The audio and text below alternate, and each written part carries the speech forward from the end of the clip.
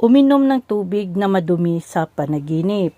Ang mga kahulugan nito kung sa kalusugan ay pahiwatig na meron kang diferensya sa iyong tiyan at kailangan mo ng kumonsulta sa doktor.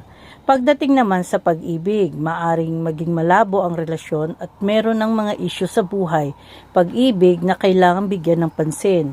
Dahil ibig sabihin, merong mga hindi pagkakaunawaan at paglalabo sa iyong buhay pag-ibig.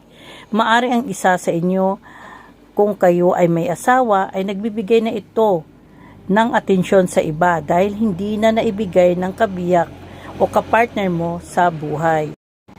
At kung sa kalusugang mentalidad naman, pagkaingatan maaring naapektuhan na ang inyong mentalidad dahil sa problemang hindi mo na ito inaagapan o mahanapan ng solusyon bagkos pilit mo itong nililihim lamang sa iyong sarili. Huwag ipagwalang bahala ang mga panaginip natin dahil mayroong mga hindi kayang ipaliwanag sa ating waking life at ito ay ipapahiwatig sa ating panaginip. Lahat sa mundo ay walang kasagutan kaya mayroon tayong tinatawag na panaginip tuwing natutulog tayo doon natin makita ang makipagkonekta sa ating pagkatao upang maunawaan rin natin ang mga hindi nasasagot sa waking life. Ikaw, ano ang panaginip po? Ikomento mo sa ilalim, baka mabigyan natin ng lunas at kasagutan. Ito si Maring Au, nagsasabing magandang hapon sa lahat.